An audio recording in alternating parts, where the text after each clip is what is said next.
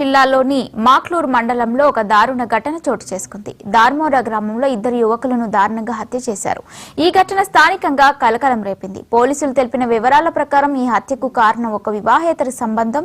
నిజామాబాద్ కు చెందిన జీలకర ప్రసాద్ అనే యువకుడికి ధర్మోరా గ్రామానికి చెందిన ఒక మహిళతో వివాహేతర సంబంధం ఉంది.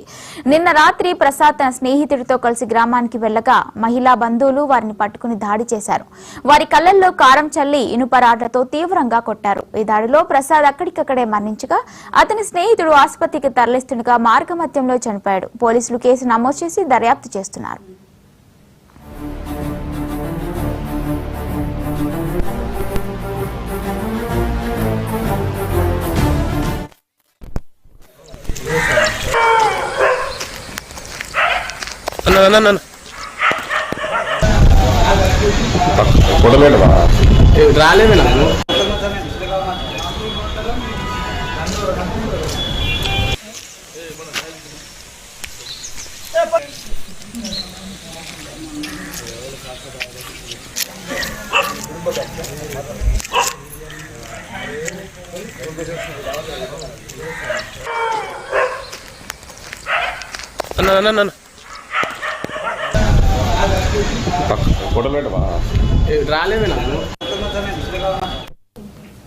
నిజామాబాద్ జిల్లాలోని మాక్లూరు మండలంలో ఒక దారుణ ఘటన చోటు చేసుకుంది. ఇదే అంశంపై మరిన్ని అప్డేట్స్ మా కరెస్పాండెంట్ రాజు అందిస్తారు. రాజు,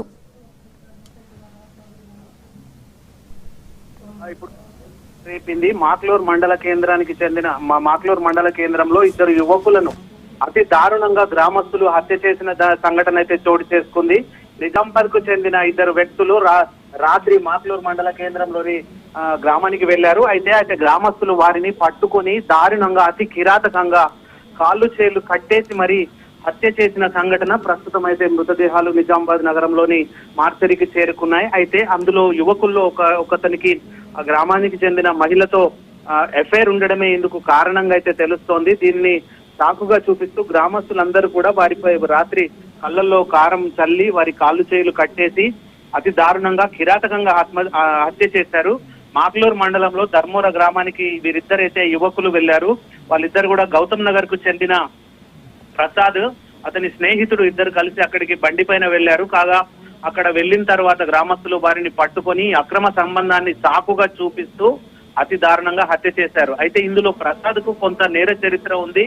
అతనిపై రౌడీ షీట్ కూడా ఉంది. గత కొన్ని రోజులుగా ఆయన కొన్ని కేసుల్లో ముద్దాయిగా ఉన్నాడు. అయితే ఈ ప్రసాద్ ఆ గ్రామానికి చెందిన ఒక యువతితో వివాహేతర సంబంధం అయితే కొనసాగిస్తున్నాడు. దాని కారణంగానే హత్య చేసినట్టుగా అయితే తెలుస్తుంది. వీరిద్దరిని దారుణంగా హత్య చేసిన గ్రామస్తులు వారే మాక్లూరు పోలీస్ స్టేషన్ కు ఫిర్యాదు వెళ్లి సరెండర్ అయ్యారు. గ్రామస్తులు ఎవరైతే హత్య చేశారో వాళ్ళు స్టేషన్ లో వెళ్లి లొంగిపోయారు. తర్వాత మాక్లూరు పోలీసులు మృతదేహాలని నిజామాబాద్ లోని ప్రభుత్వ ఆసుపత్రికి తరలించారు. ప్రస్తుతం అక్కడ శవ పరీక్ష నిమిత్తము శవ పంచనామా అయితే కొనసాగుతుంది. అయితే కాకపోతే ఇందులో ఒకరైతే అమాయకుడు తను ప్రసాద్ వెంట వెళ్లినందుకే అతన్ని దారుణంగా హత్య చేశారని చెప్పి కుటుంబ సభ్యులైతే ఆరోపిస్తున్నారు. ఏదేమైనప్పటికీ ఈ ప్రసాద్ కు మాత్రం నేర చరిత్ర ఉందని చెప్పి పోలీసులు కూడా తెలియజేస్తున్నాడు. గత కొన్ని రోజులుగా ఇతను కొన్ని కేసుల్లో కూడా ముద్దాయిగా ఉన్నాడు. ఈ ప్రధాన కారణం వివాహేతర సంబంధంగానే తెలుస్తుంది. ఏదైతే ఆ వివాహితకు సంబంధించిన భర్తే పక్కా ప్లాన్ తో ఇతన్ని ప్రసాద్ అనే వ్యక్తిని ఆ గ్రామానికి రప్పించి అక్కడ రాత్రికి మందు తాగి తర్వాత వారి కాళ్ళు చేతులు కట్టేసి అతి కిరాతకంగా కత్తులతో పొడిస్తారు. అలాగే కాళ్ళపైన చేతులపైన దారుణంగా దాడి చేసి అసలు హత్య చేశారు. అయితే ఆ సంఘటన చూస్తే మాత్రం భయానకంగా ఉంది.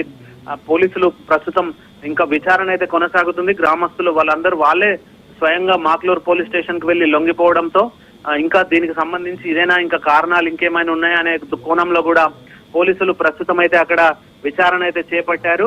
ఈ అమాయకుడైన మరో వ్యక్తి ఎవరైతే ఉన్నారో అతన్ని అనవసరంగా చంపారని చెప్పి వీరి తల్లిదండ్రులు అయితే ఆరోపిస్తున్నారు. దానికి సంబంధించి పోలీస్ స్టేషన్ లో మాక్లూరు పోలీస్ స్టేషన్ లో వెళ్లి కంప్లైంట్ కూడా చేశారు.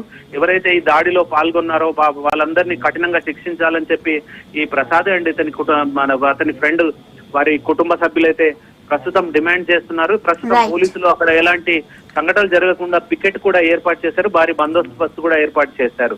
ఇద్దరు యువకులు అతి దారుణంగా మృతి చెందడం వల్ల నగరంలో మాత్రం కొంత కలకలం. Right, thank you Raju.